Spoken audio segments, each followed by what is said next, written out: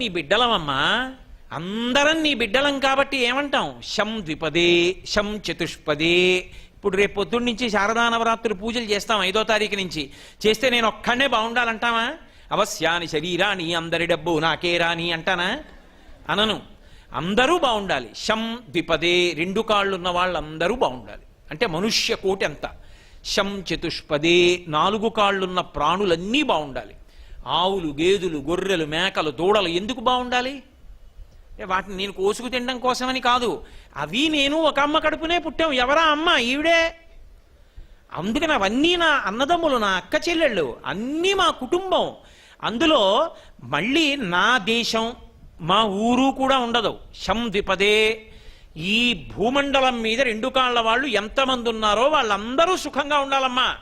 భూమి అంతా తల్లి అయితే అందరూ మన అన్నదమ్ములు కారండి. అంతే తప్ప ఎవరో కొంతమందే మా అన్నదమ్ములన్న మాట ఈ విశ్వాసమునందు లేకపోవడానికి కారణము ఋషి యొక్క దర్శనము. అందుకు రుణపడ్డాం మనం ఋషికి.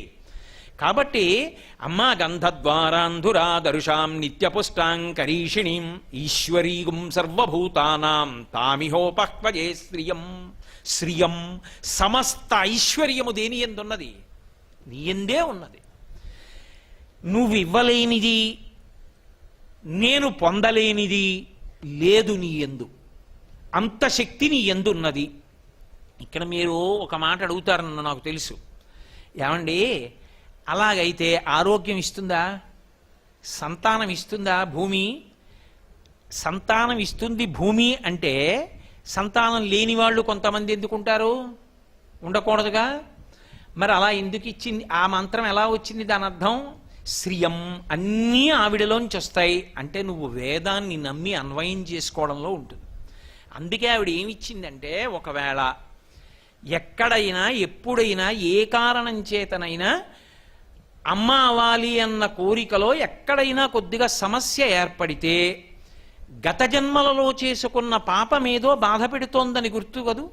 అది పోవడానికి భూమియే ఒక అద్భుతమైనటువంటి విషయాన్ని సృష్టించింది అని చెప్పింది వేదం. ఏమిటది? సహస్రపరమాదేవి శతమూలా శతాంకురా సర్వగం హరత మే దూర్వాదు స్వప్ననాశిని. విఘ్నేశ్వరుడికి గరికతో పూజ అంటారు. ఎందుకని? దూర్వా అన్న మాటకు అర్థం ఏమిటంటే సమస్త పాపములను ముట్టుకున్న మాత్రము చేత నశింపచేయగలిగినది. అది ఎలా ఉంటుంది?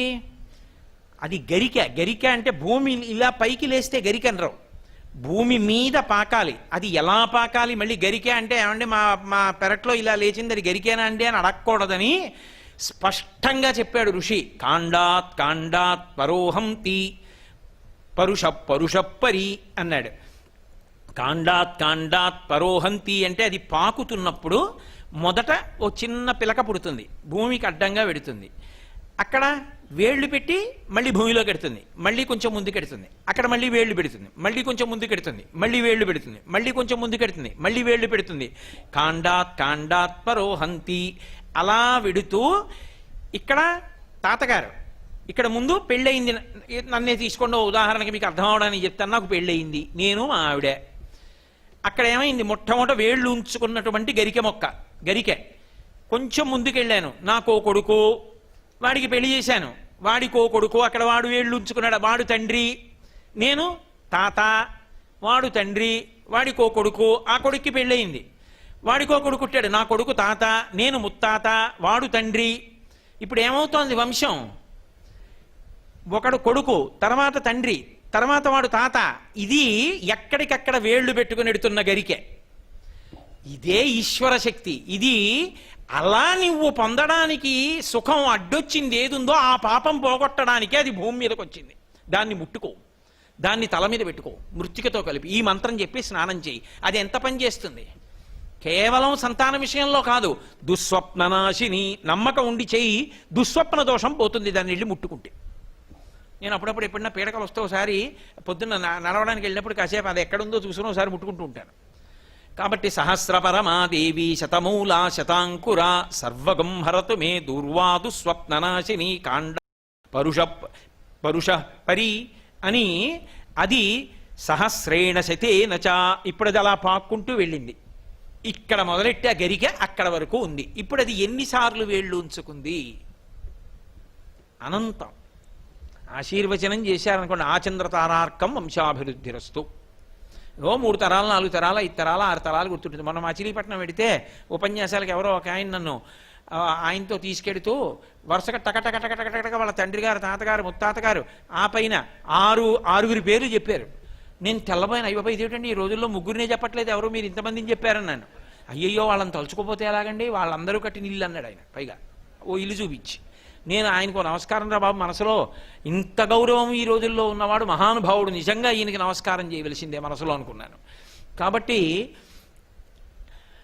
అలా ఊంచుకుంటూ వెళ్ళిపోయింది గరిక. ఎంత దూరం వెళ్ళిపోయింది ఏమో, ఎన్ని తరాలు.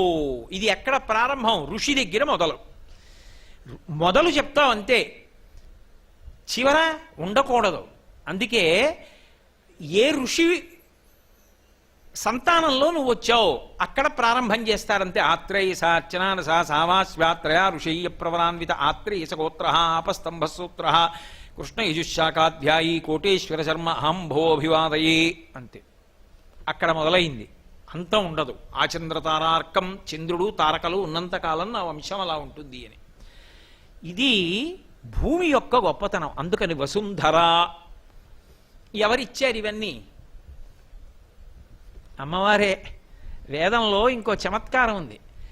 అసలు ఒక్కొక్క కాలమునందు ఒక్క విశేషానుగ్రహాన్ని ఇవ్వడానికి ఒక్కొక్క చెట్టుగా ప్రకాశిస్తుంది ఆవిడ. ఈ శారదా నవరాత్రుల్లో శమీవృక్షంగా ప్రకాశిస్తుంది. వెంకటేశ్వర స్వామి వారికి కూడా కులదైవం. అందుకే శమీవృక్షం నీడలో కూర్చుని ఏమైనా చదువుకుంటే చాలు, అమ్మవారి పాదాల దగ్గర కూర్చున్నట్టే అని చెప్తారు పెద్దలు. శమీవృక్షంగా అమ్మవారు వచ్చింది, పార్వతీదేవి వచ్చింది. బిల్వవృక్షంగా లక్ష్మీదేవి వచ్చింది. తులసి చెట్టుగా సాక్షాత్తుగా లక్ష్మీనారాయణులే ఆవిర్భవించారు. రావి చెట్టుగా బ్రహ్మ విష్ణు మహేశ్వరులు వచ్చారు. అంకోల వృక్షంగా పరబ్రహ్మతత్వం వచ్చింది. అందుకే ఒక్కొక్క చెట్టుకి ఒక్కొక్క గొప్పతనం. రసో వైసహ, మళ్ళీ పరబ్రహ్మతత్వం ఆనందమయమైనటువంటిది, రాశీభూతమై ఘనమైతే రసహ, రసాలము, మామిడి చెట్టు. అందుకే అన్ని శుభాలకి దాన్ని వాడతాం. కాబట్టి ఇప్పుడు ఇన్ని శక్తులతో కూడుకున్నటువంటి ఈ వసుంధర, ఈ భూదేవత, ఈ శక్తులు, ఈ శక్తుల యొక్క సమాహార స్వరూపం ఏది ఉన్నదో ఆ తల్లికి నమస్కారం చేస్తున్నాను. ఆవిడ శర్వాణి. పైకి నువ్వు భూమి దున్నితే ఆవిడలో మళ్ళీ మళ్ళీ పండించగలిగిన శక్తి నుండి అన్నం ఎందుకంత ఉండాలి? దగ్గర నుంచి ఉంది. ఒకప్పుడు సృష్టి చేస్తే ప్రజాపతి దగ్గర నుంచి వెళ్ళిపోయారు అందరూ, మాకు అన్నం లేదని. అప్పుడు ప్రజాపతి ప్రార్థన చేశాడు, ఈ భూమి ఎందా శక్తి ఉండాలని. తర్వాత పృథు చక్రవర్తి నిలబెట్టాడు. అందుకే ఓషధీతత్వంతో ఎన్ని మాటలు దున్ని ఎన్ని మాటలు వేయండి మళ్ళీ పండుతూ ఉంటుంది. అలా ఆవిడ పెట్టగా, అమ్మ రేపు పుట్టినప్పుడు ఏడిస్తే పాలిచ్చాను కదా, ఆ పెళ్ళికి వెళ్ళి రావాలి, మా తమ్ముడింట్లో పెళ్ళికి అని చెప్పి పిల్లాన్ని వదిలి వెళ్ళిపోతుందా? ఏడిచినప్పుడల్లా పాలిస్తుంది అమ్మ. ఏడిచినప్పుడల్లా ఇస్తుంది, చచ్చే వరకు పెడుతుంది అమ్మ భూమాత. ఆఖరికి అమ్మ నుండి వచ్చినా అమ్మలోకి కలవడు, ఈవిడ నుండి వచ్చి ఈవిడిలోకి కలుస్తాడు. ఎంత గొప్ప తల్లి! ఇది ఋషి దర్శనం. ఆమెలో అమ్మవారిని దర్శనం చేసి 2 చేతులెత్తి నమస్కరించాడు. అటువంటి అమ్మ, నువ్వు నాకు బాహ్యమునందు శరీరాన్ని పోషించు, ఆంతరమునందు ధర్మాన్ని పోషించు, ఆంతరమునందు నా శక్తిని నిలబెట్టు, ఆంతరమునందు నాకు నీ యందు భక్తిని కటాక్షించు. కృతజ్ఞతతో పండింది తింటున్నాను, ఇచ్చింది అనుభవిస్తున్నాను, కదలకుండా ఉంది కాబట్టి భోగం అనుభవిస్తానన్న బ్రతుకు నాకు వద్దమ్మా. ఇది ఎవరి అనుగ్రహమో ఆవిడికి నమస్కరించి నేను బతికేటట్టుగా కృతజ్ఞతతో కూడిన జీవితాన్ని. కృతజ్ఞత లేకపోతే అంతకన్నా భయంకరమైన జీవితం ఇంకోటి లేదు. బ్రహ్మగ్నేచ సురాపే చౌరే భగ్న వ్రతే తథా నిష్కృతిర్విహితా సిద్భి కృతఘ్నో నాస్తి నిష్కృతి.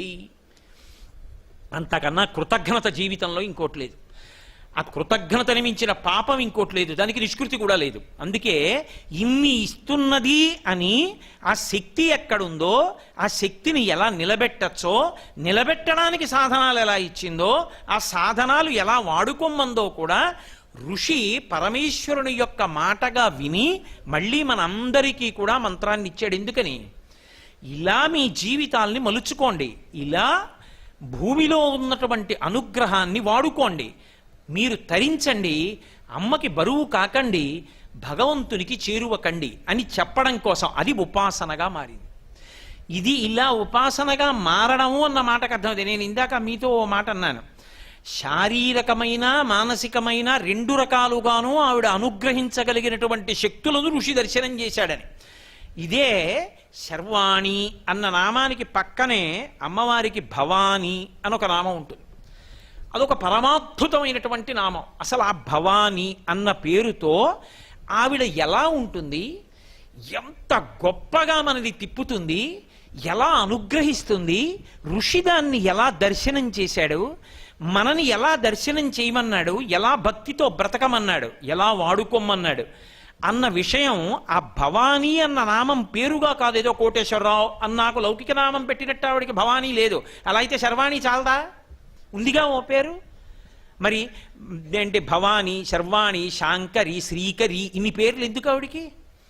అంటే పేరు వెనక గుణం ఉన్నది. ఆ గుణమును నువ్వు స్మరిస్తే భక్తి వస్తుంది. భక్తి వస్తే తరించడానికి అవకాశం వస్తుంది.